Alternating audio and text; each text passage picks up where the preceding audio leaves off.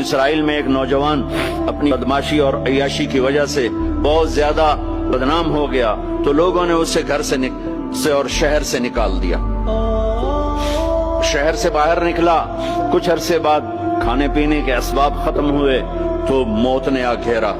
اب اس نے بے قرار ہو کر ادھر سب بائیکاٹ کر چکے تھے، کوئی اس کے قریب نہیں جائے گا۔ تو جب موت نے پکڑا تو ادھر دیکھا کوئی ہے مددگار نہیں، ادھر دیکھا کوئی ہے کوئی نہیں، تو آگے دیکھا پیچھے دیکھا دائیں دیکھا بائیں دیکھا کوئی نہیں ہے، تو پھر اس نے یوں آسمان کو دیکھا اور کہنے لگا یا من لا تضرہ الذنوب ولا تنقصہ المغفرہ، اے وہ ذات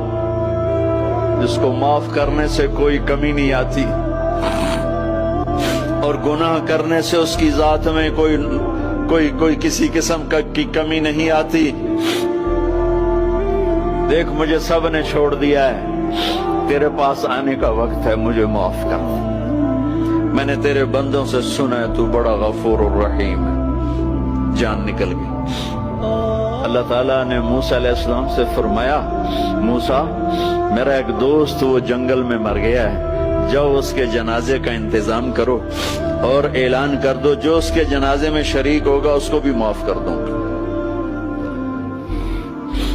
کون زندگی میں سوائے گناہوں کے ہے کچھ نہیں،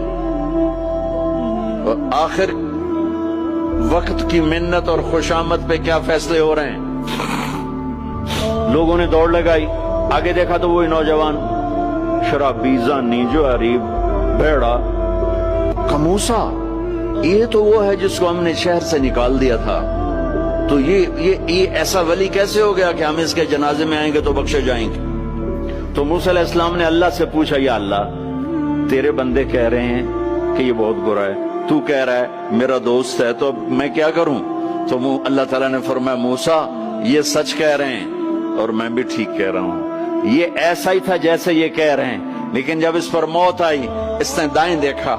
اسے کوئی نظر نہ آیا، اس نے بائیں دیکھا اسے کوئی نظر نہ آیا، اس نے پھر میری طرف دیکھا تو موسیٰ میری غیرت نے گوارا نہ کیا کہ جس کو سب چھوڑ جائیں اور وہ بے بس